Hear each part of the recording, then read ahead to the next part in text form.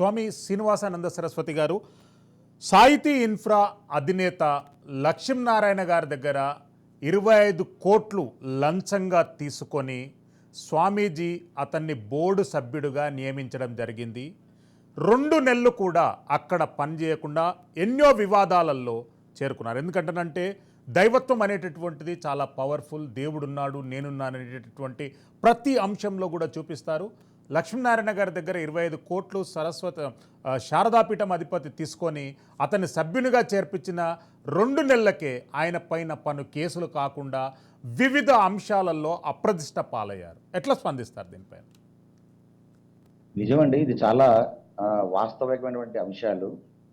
స్వరూపానంద చేసినవన్నీ కూడా ఇటువంటివే.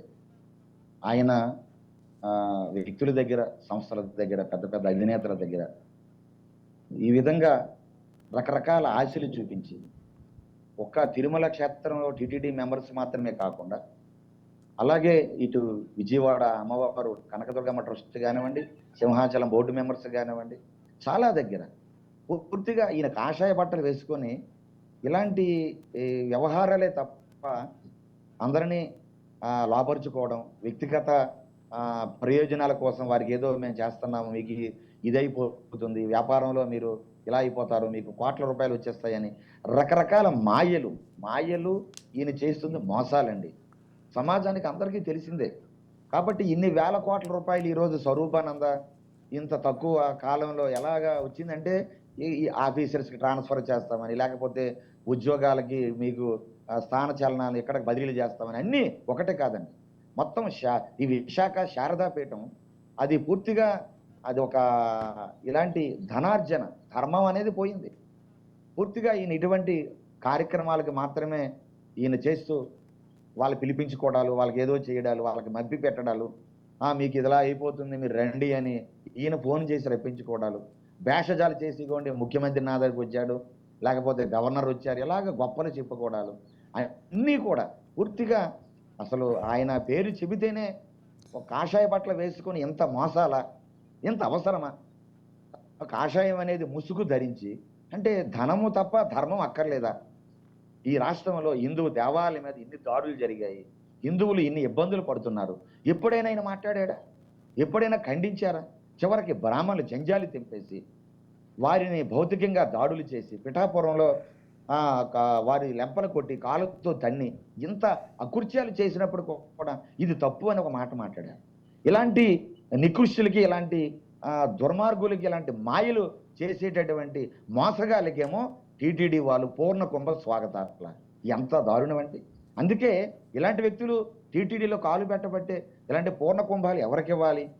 ఒక జగద్గురు పీఠాలకి వచ్చేటటువంటి ఒక శృంగేరి పీఠాధిపతులకు, లేకపోతే కంచి పీఠాధిపతులకు, లేకపోతే ఎవరికైనా ఒక ఉత్తములకి ఇవ్వాలి. ఇలాంటి వ్యక్తులకి ఇస్తే ఆ క్షేత్రాలు అపవిత్రమైపోతాయి. అవన్నీ కూడా దేవుళ్ళు బాధపడతారు, అక్కడ ఉండేటువంటి భక్తులు మనోభావాలు గాయపడతాయి. కాబట్టి ఇలాగా బెదిరించడం,